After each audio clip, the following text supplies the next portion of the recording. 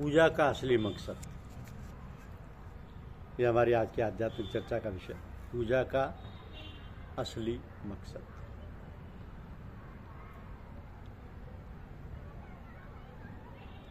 महात्मा श्री श्याम बिहारी लाल जी बाबूजी के ऊपर क्या क्या परेशानी आई और लोग क्या क्या कहते रहे, मगर वो दृढ़ और सच्चे बने रहे और सब मामला पार हो गया। और ये सब हम लोगों ने देखा है। हर ज़माने की बातें, हालात अलग अलग होती हैं। आजकल क्या कम है, लोग कीचड़ उछालने से बाज नहीं आते क्योंकि वो शुद्ध और पवित्र नहीं है। पूजा करने की, सत्संगी कहलाने का ढोंग करते हैं। वह न ईश्वर स्वरूप होते हुए वो वैमनस्यता कैसी, सोचो, विचारो और समझो। इसलिए आजकल तो बस सुनो और हट जाओ, कान बंद कर लो, अपने आप को संभाले रहो और भगवान से, अपने इष्ट से प्रार्थना करते रहो, विनती करते रहो कि हे भगवान दया करें और साहस और शक्ति दें।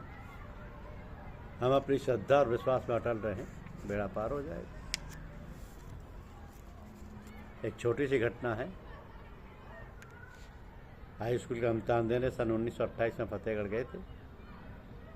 हमारे साथ दो साथी जो अभ्यास करते थे और लाला जी महाराज के पास जाते थे। हमसे कहा चलो महात्मा जी के दर्शन कर लिए जाएं, वो एक अच्छे महात्मा हैं। हम लोग वहाँ पर गए, चुपचाप बैठ गए। महात्मा जी ने कहा कि आप लोग जो भी अभ्यास करते हैं करके दिखाएं। तो हम जो अभ्यास करते थे करके दिखलाए। फिर हम लोग वापस आ गए। बस इतना सा हुआ प्रथम दर्शन में। और बाद में बाबूजी महाराज का ट्रांसफर तिलवा हो गया और पूजा आदि बाबूजी से सीखी। तो महात्मा जी के मिलन की घटना तो बहुत छोटी है, मगर किसी महापुरुष की गहराई और उसकी विद्या को कोई नहीं समझ सकता। हमें लाला जी महाराज के पास रहने का अवसर मिला। हमने देखा कि उनके पास जो सत्संगी भाई आते जाते, उनके लिए बस सुबह अंधेरे में ही कुएं से पानी भरकर रख देते और कहते नहा धो लो। अपने प्रेमियों की इस तरह से सेवा करते थे। उनके लड़के श्री जगमोहन नारायण जी के साथ भी खूब रहे। वो अंगूछा डाले सबकी सेवा खुशामद करते रहते। स्वभाव इतना सरल और विनम्र कि लोग समझते कि वह कोई नौकर है। जब बाद में मालूम पड़ता कि ये तो महात्मा जी के सुपुत्र हैं, तब बड़ी क्षमा याचना करते। ऐसा था हमारे बुजुर्गों का रहन सहन और सेवा शुश्रूषा का भाव। वास्तव में यही पूजा है, लोगों से प्रेम करना, उनकी आवश्यकताओं की पूर्ति करना, उनकी सब प्रकार से सेवा करना, तभी जीवन सफल होगा। हमारे बुजुर्ग सरल, सीधे और बनावट से दूर थे और अहंकार तो उन्हें छू तक नहीं गया था। उन्हीं के गुणों का तो हमें अपने अंदर उतारना चाहिए। उन्हीं गुणों को तो हमें अपने अंदर उतारना चाहिए। यही है पूजा का असली मकसद। पूजा का असली मकसद ही यही है। सन 1931 में महात्मा जी का विशाल हो गया।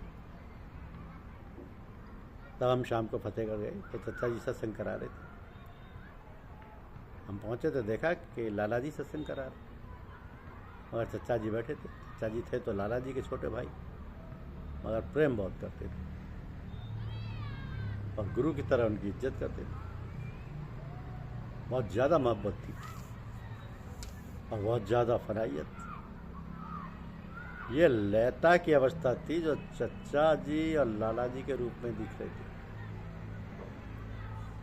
कि चचा जी लाला जी के रूप में दिख रहे थे। ये पहला मौका है या जब हम एक महीने फतेहगढ़ चचा जी के पास रहे। कमरे में दरवाजे के पास रहते, चचा लेट जाते और हम लोग रात भर बातें करते रहते। नींद तक नहीं आती।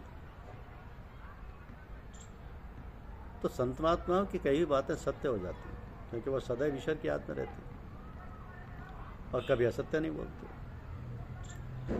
अब जो आदमी कभी मजाक में भी झूठ नहीं बोलता, वो जो भी बोलेगा सत्य ही बोलेगा। उसके मुंह से निकली बात सत्य होती है। धार्मिक किताबों के पढ़ने का मतलब जो पढ़ा जाए उस पर अमल किया जाए। हर मजहब और हर संप्रदाय में जो बात है वो ये है कि निष्ठा और प्रेम। ये निष्ठा और प्रेम समर्पण से ही आता है।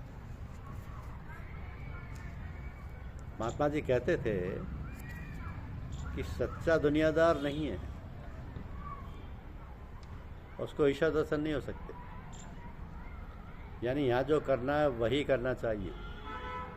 भाई बहन, बीवी बच्चे, माँ बाप, साथी संगी, ये सब परमात्मा के नियमानुसार हैं।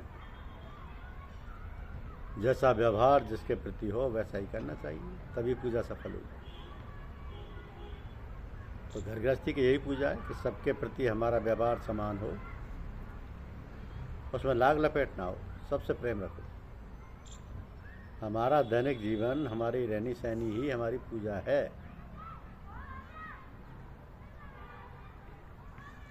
दोनों समय पर पूजा नियमित रूप से तथा निश्चित समय पर करते रहना। किसी प्रकार के दिखावट की बू न आने पाए, किसी प्रकार की शंका या अड़चन पैदा हो, फौरन अपने इष्ट को सूचित करते रहना चाहिए। ईश्वर तुम पर बहुत मेहरबान है, तुम्हें भी हर समय उसको धन्यवाद देते रहना चाहिए। बिना निज कृपा के न गुरु कृपा न ईश्वर कृपा ही होती है। तो पूजा करते वक्त अपने गुरुदेव को जरूर याद करिए।